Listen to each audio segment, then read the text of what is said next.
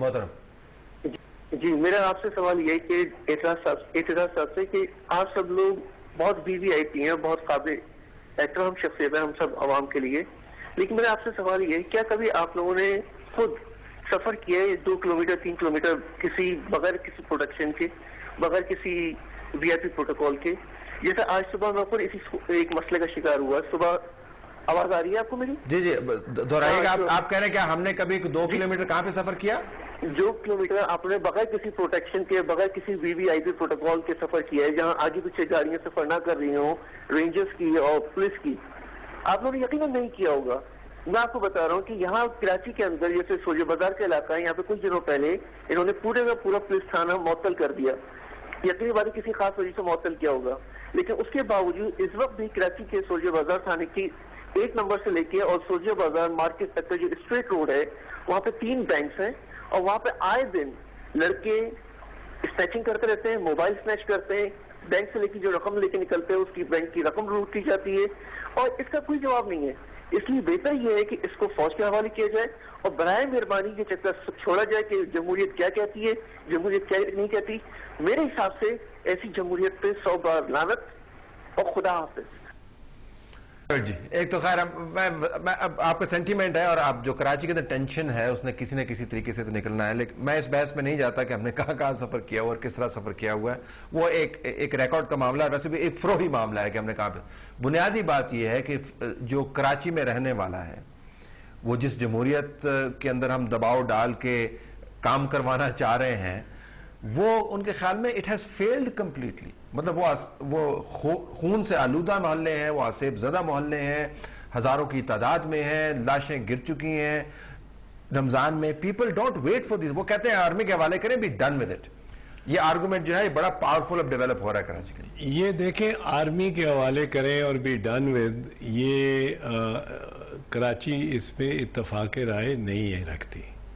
कराची की principal party जो है MQM, वो आर्मी ऑपरेशंस के तारीखी एतबार से हिस्टोरिकली खिलाफ रही है और आज भी कराची को फर्ज कीजिए कि हवाले कर दो फौज के, और ताकि वो बग़ैर किसी पॉलिटिकल मसलियत के, सियासी मसलियत के बग़ैर वो गिरफ्तारियां शुरू कर दे और पकड़ना शुरू कर दे बंदों को, तो शायद पॉलिटिकल पार्टी कोई भी उसके लिए तैयार ना हो। दुरुस्त नहीं होगा, MQM तैयार नहीं है कि हो ना हो। इस बात से कतई नजर MQM है नहीं, ANP है नहीं, पीपल्स पार्टी है नहीं। मसलहत के बगैर रियासत की जो मसलहत है ना वो जान का तहफ़्फ़ुज़ है और लोगों का रोजगार। तलत मैं आपको ये चीज मैं यही कह रहा हूं बार बार, बीच में सवालात आ जाते हैं तो जरा सब्जेक्ट बदल जाता है। बड़े अच्छे सवाल थे, पर मेरा जो आपसे मुद्दा है, जो बार ज्यादा रिपीट कर रहा हूं, असल बात यह है कि आपके जहन में यही है कि कराची को कोर कमांडर को हवाले कर दें, कराची को कोर कमांडर के हवाले कर दें।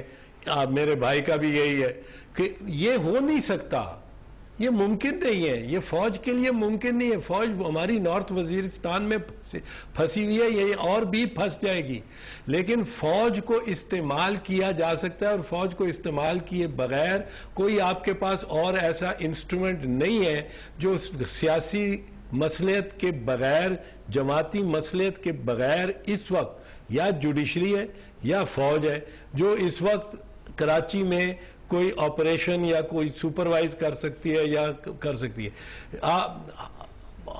हर पार्टी को कोई ना कोई मसलियत रहेगी। वो मसलियत देखिए, मैं इसको रिफ्रेज कर देता हूं, वो जो नुक्ता है वो अलहदा नहीं है, उसको रिफ्रेज कर देता हूं towards the very end of the programme.